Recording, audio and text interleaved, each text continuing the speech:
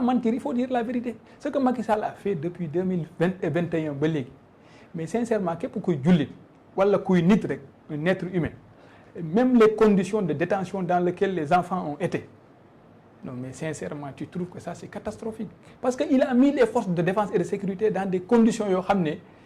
ay jeunes xoolal en 3 ans la gendarmerie a doublé la police a doublé nga jël ay jeunes yoo xam ne dañoo am ay c'est-à-dire ils viennent de sortir à l'école. Formation accélérée. Accélérée te ñoom dañuy yaakaar ne doore yi mooy affaire yi gis nga j'en profite aussi pour dire aux forces de l'ordre que le maillon le plus faible dans cette situation c'est les forces de défense et de sécurité gis nga y aura une loi d'amnistie mais dañu xam ne politique c'est quelque chose qui varie du jour au lendemain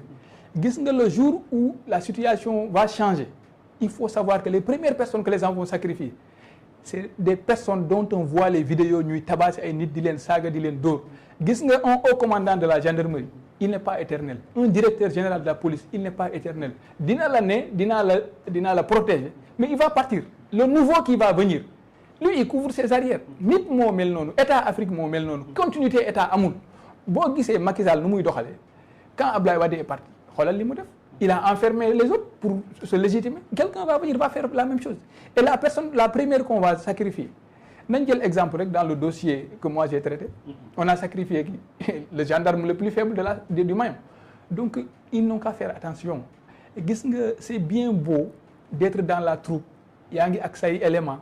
vous prenez les gosses là moi j'ai assisté à une arrestation boo xam ne j'étais choqué un gosse boo xam ne ay xeer la doon gars yi jàpp ko ñu plaqué ko au sol il y a quelqu'un qui prend la crosse man j'ai toujours en fait défendu les forces de l'ordre dans mon discours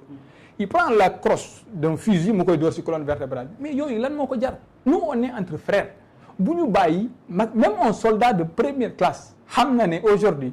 Macky Sall ce qu'il fait est illégal pourquoi nous on accepte que kooku du ñu jiital ñuy dem di gaañ nit ñi comme ça mais il faut que les gens se ressaisissent lii day yeex te je vous jure que ça changera un jour il faut ça il faut le savoir. ba tey ci